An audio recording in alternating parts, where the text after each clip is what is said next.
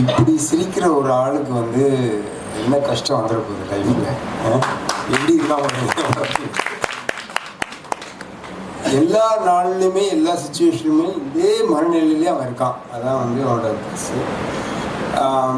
அறம் பதிப்பகத்துக்கு ஒரு பெரிய நன்றியை சொல்லிக்கிறேன். என்னென்னா, எங்களை மாதிரி இயக்குநர்கள்லாம் வந்து இந்த கவிதை எழுதுகிறவனோ இல்லை கதை எழுதுகிறவனோ படம் எழுதுகிறவனோ நாங்கள்லாம் வந்து எதுக்கு இதை பண்ணுறோம் அப்படின்னு யோசித்து பார்த்தா ஒரு ரெக்கக்னிஷனுக்கு தான்.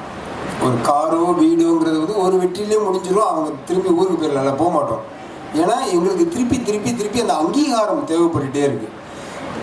யாராவது ஒருத்தர் வந்து நீங்கள் எழுதுனது நல்லா இருந்தது, உங்கள் படம் நல்லா இருந்தது, அதுவும் முக்கியமாக தோத்த படத்தை வந்து நல்லா இருக்குன்னு சொல்லிட்டா அவ்வளோதான், உடனே கட்டி பிடிச்சி காதலே வந்துருப்பா.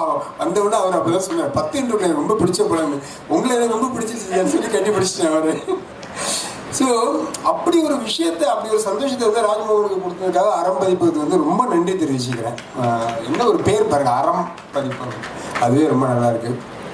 11 வருஷத்துக்கு அப்புறம் தன்னோட படத்தை வந்து பிரிண்டில் பார்த்து அதை பற்றி சிலர் பேசி மகிழ்ந்து அதை எவ்வளோ நல்ல படம்னு சொல்கிற ஒரு மொமெண்ட்டை க்ரியேட் பண்ணதுக்காக மீண்டும் அறம் பதிப்பகத்துக்கு நன்றி.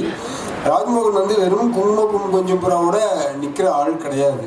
ஆனால் இன்னைக்கு வரைக்கும் அவனை வந்து எங்கே போனாலும் நீங்கள் அந்த படம் டைரக்டர்னா கேட்டுகிட்டே இருக்காங்க. அதை தாண்டி ஒரு படம் இந்த வருஷம் அவனுக்கு அமைஞ்சிரும். அப்படி ஒரு கதையோடு தான் அவன் சுற்றிட்டு இருக்கான், வேலையும் ஆரம்பிச்சிட்டான். ஸோ அதுக்கு என்னோட வாழ்த்துக்கள். இங்கே இருக்கிற எல்லாருக்குமே நான் நன்றி தெரிவிச்சுக்கிறேன் சார். தனித்தனியாக இல்லாமல் எல்லாருக்குமே தேங்க்ஸ் சொல்லிக்கிறேன். நன்றி.